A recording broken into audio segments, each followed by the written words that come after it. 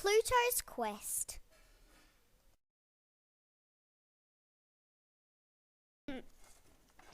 Once there was a very nice little planet. It was clear that he had lots of talent, but because he was so far out of focus, it took eons for astronomers on Earth to notice. Then in 1930, when at last they did, Pluto felt like the luckiest kid. The excitement was universal until they made a quick reversal. At first, Pluto sobbed. He felt completely robbed. All his life he had waited to be discovered. It took time, but eventually he recovered. He had to admit that it was partly his fault. Still, the news hit him with a jolt. I've been a naughty little boy playing with my rocks as though a toy, having endless hours of play when I should have tidied them away. But now with new horizons on the way, it was time to seize the day. Pluto wanted them to know that he was good to go. Bravely Pluto began his quest, calling to his moons to do the best.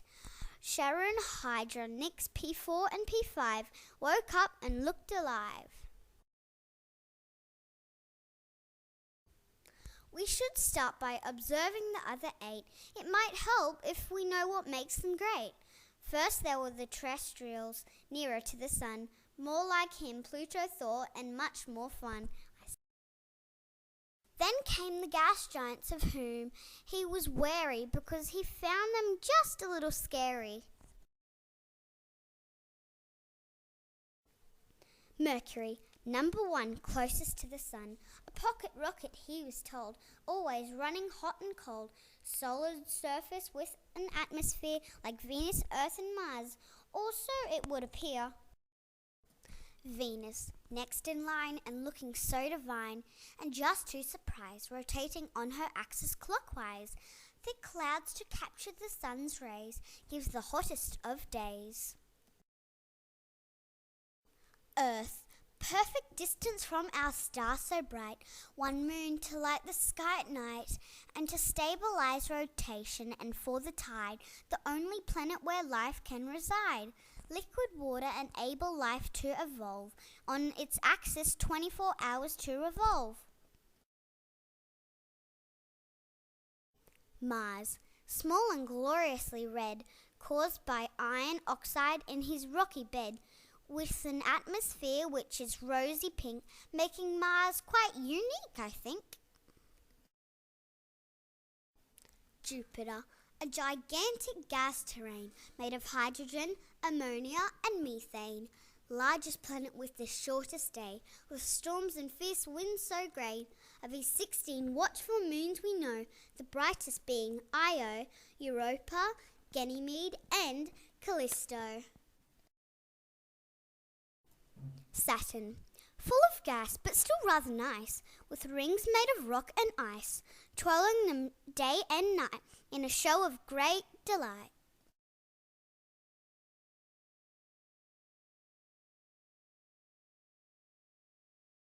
Uranus, nearly 4 times the size of Earth, has been that way since birth. Ice giant with a rocky core, who would wish for more? Tilted on his side, which gives him a wild ride. Neptune, most distant from the sun, now that Pluto is undone. Smallest of the gas giants, though his rocky core fails to give him warm nights. Coldest with the strongest wind, who would want to be him? What makes a planet? I think I know. Pluto decided, but even so, I need to orbit around the sun. Yes, I've got that bit done. I need enough gravity to pull myself spherical. Yes, I can do that without getting hysterical. Let's see what is next. Oh dear, this one has me vexed. Clear my orbit with the force of gravity. Can I do this and save my sanity?